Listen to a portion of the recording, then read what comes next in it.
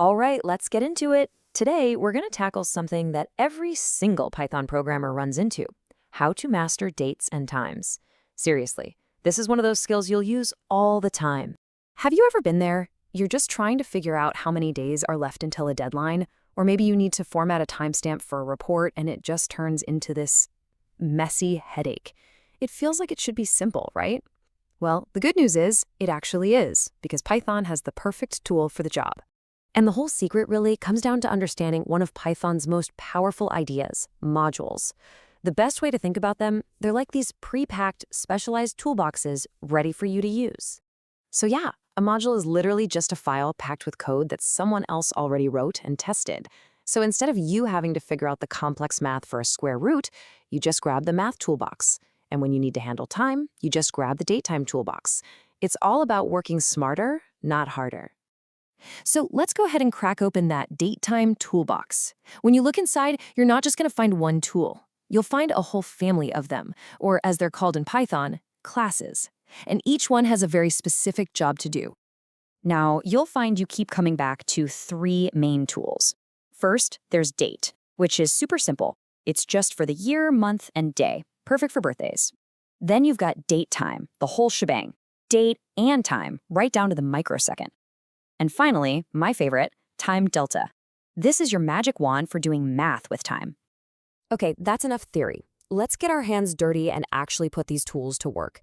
You'll see just how intuitive this all is once you start writing the code. So you need to know what today's date is. Check this out. First, you tell Python, hey, from that datetime toolbox, I need the date tool. Then you just ask that tool, what is today? And boom, you get this clean, simple, and super useful date object. But what if you need more than just the date? What if you need the exact time right now? Well, you just switch to a different tool. You grab the datetime tool instead of the date tool, and you ask it for now. And there you go, everything you need with incredible precision. Now, this is where the magic really happens. That output we just saw, it's not just a piece of text. It's a smart object.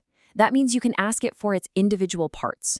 You can just say, hey, what year is it? Or what's the hour? Just by using a dot. It's incredibly powerful. Okay, so this brings us to a really important skill. We need to be able to translate between how the computer understands time and how we humans actually want to read it on a screen.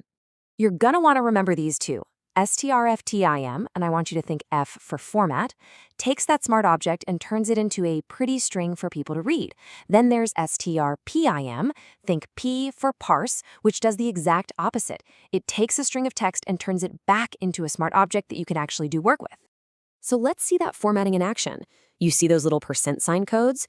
You're basically giving Python a recipe for how you want the date to look. Here, we're saying, give me the full weekday name, then the day, then the full month name, and finally, the 4-digit year. And look at that beautiful output. Now, these codes, they're kind of like a secret language for formatting time. Don't worry, you absolutely do not need to memorize all of them. Just knowing these common ones here, like %y for year and %day for day, will get you 90% of the way there. Think of this table as your go-to cheat sheet. And now, this is where we level up. This is where it gets really, really cool. We're going to move beyond just displaying time and start actually calculating with it. We're about to become time travelers, at least in our code. And remember that third tool I mentioned, Datetime? This is its time to shine. A Datetime isn't a specific point in time, it's a duration. It represents an amount of time, like 10 days from now or 2 hours and 30 minutes ago. And look how beautifully simple this makes things. It's just 3 steps. 1, you get your starting point, today. 2, you define your journey, in this case, a time delta of 10 days. And 3, you just add them together to find your destination. It's so clean, so readable, it just makes sense. Okay, we've covered a lot of ground, so let's boil it all down. What are the absolute most important rules you should live by when you're working with dates and times in your code?